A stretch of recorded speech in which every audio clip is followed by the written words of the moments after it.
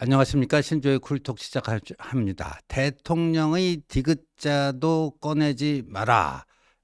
측근 참모들에게 이렇게 신신당부를 하면서 입조심을 시켰던 한덕수 권한대행의 입장이 묘하게 바뀌고 있습니다. 오늘 동아일보가 이 문제를 자세히 다루고 있는데요. 한덕수 권한대행이요. 동아일보 기자에게 혹시라도 대선 출마할 일이 있으면 그때 알려드리겠다 하면서요. 출마 가능성을 배제하지 않았다. 이겁니다. 대통령의 디귿자도 꺼내지 마라. 나에게 마지막 소임은 이 대통령 권한 대행으로서 향후 한 2달 정도 조기 대선까지 안정적인 국정 운영을 한 다음에 다음 대통령에게 순탄하게 이거를 넘겨주는 바톤 매치하는 게 나의 50년 공직자로서의 마지막 소임이다. 기회가 있을 때마다 이런 얘기를 강조해왔던 한덕수 권한대행이 바뀐 게 아니냐 이런 거예요. 혹시라도 대선 출마할 일이 있으면 알려드리겠다. 동아일보 기자에게 이렇게 얘기했다는 거 아닙니까? 이거 뭐 저 기사가 뭐 오전 3시에 나왔는데 지금 한덕수 저게 만약에 본인의 의사와 다르게 나왔으면 벌써 동아일보에 그게 들어갔겠죠. 하면서 뭐 정정보도 요청이나 뭐 이렇게 들어갔을 텐데 전혀 그런 게 없습니다. 그러니까 저 기사가 잘못된 기사는 아닌 것 같아요. 그래서 한덕수 권한대행의 입장 변화가 있다고 봐야 되지 않을까 이렇게 보여지고요. 지금 한덕수 권한대행 측에서 이렇게 얘기했다는데요. 정치인도 아닌 현직 총리이자 대통령 권한대행이 뭐 불출마를 선언하는 것도 이상하지 않느냐. 그러니까 그러니까 출마나 불출마 여부를 밝힐 계획 자체가 현재로서는 없다. 출마할지 또는 불출마할지 출마뿐만 아니라 불출마에 대해서도 밝힐 생각이 없다 하는 건데 이것도 참 묘합니다. 왜냐하면 2017년에 권한대행이 누구였죠? 황교안 총리였어요. 근데 황교안 당시 권한대행은요. 그때 국무회의에서요. 조기 대선 일정을 확정을 했습니다. 5월 9일로 확정한 후에 그때도 황교안 대행이 직접 심판이 아니라 선수로 뛸 수 있는 것 아니냐 하는 얘기가 나왔는데 그 5월 9일 대통령 선거일 확정한 직후에 불출마 선언을 했어요. 근데 그것과 대비되지 않습니까? 그렇다면은 한덕수 권한대행도 전 출마하지 않습니다. 아주 명명백백하게 명확한 불출마 선언을 해야 되는데 아이고 뭐 정치인도 아닌 뭐 현직 총리이자 권한대행이 굳이 뭐 불출마 선언하는 것도 이상하지 않느냐 뭐 이런 거예요.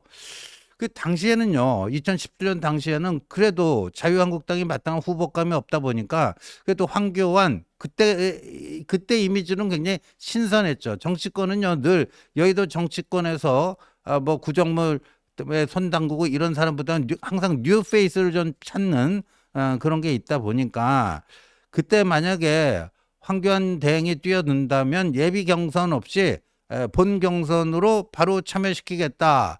요번 같으면 지금 1차에서 4명, 그 다음에 2차에서 2명, 2명 가지고 최종 3차 경선, 본 경선. 그러니까 맨 마지막 게 본 경선인데 본 경선으로 직행해 주겠다 하는 그런 특례까지도 마련을 했었는데 그럼에도 불구하고 황교안 당시 권한대행은 불출마 선언을 했었습니다. 근데 지금요.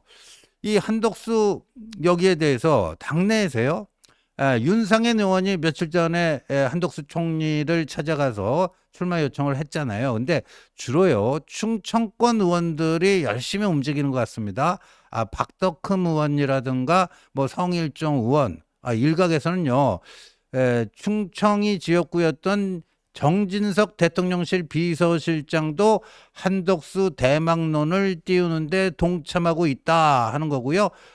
부산의 박수영 재선 의원은 자신의 본인의 페이스북을 통해서 연일 한덕수 이 대권 홍보를 하고 있습니다. 근데 어제는요, 호남 지역에는 현역 의원이 없다 보니까 12명의 당협위원장이 전북 전주 출신인 한덕수 권한대행의 출마를 촉구하는 기자회견을 또 국회에서 열었습니다.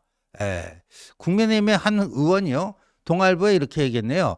만약에 한 권한대행이 출마하겠다고 하면은 지금 108명 국민의힘 의원 중에 40명은 좋게 거기 갖고 돕겠다, 도울 것이다. 전폭적으로 돕겠다는 사람이 줄잡아 40여 명은 된다. 뭐 이런 얘기도 했습니다. 근데 이 당내에서 항상 그렇게 좋은 반응만 있는 게 아니에요. 띄우는 사람이 있으면 시큰둥한 사람도 있는 겁니다. 예를 들면 선관위원장, 황우려 선관위원장이요, 출마하려면 그냥 지금 15일, 다음 주 14일, 15일까지 후보 등록해야 되지 않습니까? 그러니까 그 후보 등록 열차에 빨리 타라. 15일 전까지 결단을 내려라. 그러면서 꽃가마 태울 일은 없다. 황우려 이 경선관리위원장이 분명히 이렇게 언론에 대고 얘기를 했어요. 그러니까 2017년처럼 본 경선으로 직행할 수 있는 그 특례를 두지 않겠다. 다 똑같은 조건에서 스타트 라인 똑같은 조건에서 출발할 테니까 한덕수 당신도 마음에 있으면 15일까지 후보 등록해라. 그러려면 지금 그걸 뭐 대통령 권한대행 뭐 국무총리 다 사퇴해야 되는 거 아니냐. 뭐 결국 그런 얘기인데 꽃가마는 태워주지 않겠다. 이런 거예요. 그러다 보니까요, 무슨 얘기가 나오냐면 참 이게 묘한 얘기인데, 오늘 저 동아일보 기사 보면요, 이런 구절이 나옵니다. 정부 고위 관계자는 한 권한대행이 보수 진영의 최종 후보가 될 수 있다는 보장만 되면 무소속으로 출마할 가능성도 있지 않겠느냐. 무소속으로 출마할 수 있는 가능성도 있지 않겠는가. 중간에 보이죠. 정부 고위 관계자는 한 권한대행이 보수 진영의 최종 후보가 될 수 있다는 보장만 있다면 무소속으로 출마할 가능성도 있지 않겠느냐. 이 얘기는 뭐냐 하면은, 일단 지금 국민의힘의 경선은 경선대로 치러서 거기서 니들이 국민의힘 후보 한 명 뽑아라. 그럼 나는 일단 무소속으로 출마해서 그리고 본선 과정에서 이제 이재명도 후보 등록하고 국민의힘 후보 선출자도 등록하고 한덕수 자기는 무소속으로 등록하면 아무래도 이제 지지율 1, 2, 3위가 되지 않겠느냐. 그럼 아무래도 이제 이재명이 좀 앞서갈 텐데 2위, 3위인 국민의힘 후보 한덕수, 무소속 후보 한덕수, 나랑 그럼 단일화하면 되지 않겠느냐. 만약 무소속인 내가 만약에 저기가 단일 후보가 된다면 국민의힘에 입당할 수도 있고 뭐 그런 얘기겠죠. 그러니까 지금 당장은 현실적으로 힘들어 보여요. 오늘이 11일 금요일인데 서류 준비만 하더라도 한 며칠 걸리거든요. 2, 3일 걸립니다. 근데 다음 주 월화까지 뭐 서류 준비도 좀 그렇고요. 지금 당장 이걸 박차고 대통령 권한대행 박차고 이거 하면은 이게 현실성이 없어 보이죠. 이게 사실은 대통령의 디귿자도 끊어지 말라고 했는데 이게 왜 그랬느냐? 그 트럼프 대통령하고 며칠이었죠? 그 전화하면서 트럼프의 첫 마디가 그 조기 대선에 출마합니까? 이게 트럼프가 한덕수 대행에게 그 질문한 첫 번째 질문이 그거였다는 거 아닙니까? 그래서 이게 현실화되기 시작하고 국민의힘에 뭔가 좀 기존 후보가 가지고는 좀 맞듣지 않다. 뭐 새로운 또 친윤 후보를 한번 찾아보자. 이래가지고 갑자기 이제 한덕수 대망론이 뜨기 시작한 건데, 근데 오늘 이제 조선일보는 이렇게 기사에 쓰고 있어요. 한 대행이 주변에 나는 대선에 출마할 자격이 없다. 이런 뜻을 밝혔다는 거예요. 이게 무슨 의미인지는 모르겠어요. 왜냐하면 비상계엄으로 탄핵된 대통령 밑에서 국무총리를 했으니까 나는 대선 출마 자격이 없다. 그러는 건지 모르겠는데. 그런데 조선일보 기사를 보면 한대행을 잘 아는 원로는 50년 이상 관료로 재직하면서 자유시장 경제와 대한민국의 성장에 매달려온 한 권한대행은 이번 조기 대선이 나라의 흥망을 가를 분기점이 될 수 있다는 위기의식을 갖고 있는 것으로 안다. 평소 같으면 출마 생각이 한치도 없었겠지만 지금의 정치 상황이 그를 고민케 하는 것 같다. 그러니까요, 오늘 동아일보에 나온 기사랑 이 조선일보의 기사랑 서로 맥이 닿아요. 한덕수 대행은 오랜 기간 잘 가깝게 지내왔던 한 원로도 이전에 한덕수라면 그건 뭐 아유 말도 안 돼 하고 딱 그냥 끊었을 텐데 지금은 뛰어들 가능성이 있다. 뛰어들 가능성이 있다. 하면서요. 그러면서 어제 저녁에 이제 채널A 그 뉴스부터 시작해갖고요. 한덕수가 무소속으로 나와서 나중에 국민의힘 후보와 단일화해서 그 단일 후보가 범보수 단일 후보가 이재명을 이기는 이런 것도 하나의 시나리오가 되지 않겠느냐 뭐 하는 겁니다. 그런데 이 한덕수 여기에 대해서 반응을 보인 분이 있었습니다. 오늘 아침요. CBS 김현정의 뉴스쇼에 나온 김문수 전 장관이요. 난 반댈세 한덕수 권한대행님 난 반댈세 하고 라디오 인터뷰에서 분명히 얘기를 했습니다. 한 권한대행이 정치의 꿈을 꾸시는 거는 한 번도 저 김문수가 그런 잠꼬대도 들어본 적이 없다. 뭐 잠도 같이 자본 적이 있는지 없는지 뭐 잠꼬대 얘기까지 하면서요. 진지하게는 물론이고 잠꼬대로도 뭐 한덕수 대행이 뭐 정치의 꿈을 꿔본 적이 있다, 들어본 적이 없다 하면서 지금 여러 가지 문제 때문에 나라의 리더십이 흔들리는데 본인이 대통령 출마하겠다고 그러면 정말 안 될 것 같다 하면서 견제구를 날렸습니다. 견제구를 날렸어요. 이렇게도 얘기했네요. 한 권한대행께서 지금 대통령도 안 계시는데 굉장히 막중한 권한대행을 맡고 계시는데 그만두신다고 하면 그 다음은 어떻게 되겠나? 또 권한대행이 되는 것 아닌가? 출마를 위해 그만두신다고 할 경우 상당한 문제 제기가 있을 수 있다 하면서 한 권한대행께서는 딱 앞만 보시고 가시는 정말 반듯한 공직자시다. 그런데 정치는 앞만 보고는 못한다. 옆에도 봐야 되고 밑에도 봐야 되고 위에도 봐야 되고 그게 정치 아닌가. 아마 본인이 두리번거리지는 않으실 것으로 본다. 이거는요. 한대행을 굉장히 높이 평가하는 것 같지만 이게 사실 견제하는 겁니다. 정치는 앞만 보고 걸을 수가 없고 뭐 왼쪽도 보고 오른쪽도 보고 위도 보고 아래도 보고 뭐 이런 건데 한대행은 그런 분이 아니지 않느냐. 평생 올곧게 살아온 분 아니냐. 그러니까 괜히 두리번거리지 마라. 부안해동하지 마라. 한마디로요. 견제구를 날린 거예요. 견제구를 날린 거예요. 한덕수 대망론에 제일 먼저 반응을 보인 대선 후보가 김문수다. 참 재밌어요. 참 재밌어요. 저건 뭘까요? 김문수가 제일 먼저 견제구를 날렸다는 거는 한덕수 대망론이 뜨면 뜰수록 제가 어제도 그렇게 분석했습니다만 가장 피해를 입을 가능성이 높은 후보가 김문수 아니냐. 왜냐하면 한덕수 권한대행은 윤석열 대통령 바로 밑에서 국무총리 하면서 윤석열 정부의 2인자 역할을 한 사람이고 김문수는 국무총리 밑에 고용노동부 장관 한 사람이에요. 그렇다면 윤심이 실린 후보 여태까지 김문수의 지지율에 대해서 제가 정말 누차 말씀드렸지만 그 김문수의 지지율은 본인 자신의 게 아니고 윤석열 대통령에 대한 애틋한 마음이 김문수라는 인물에 투영된 것 아니냐.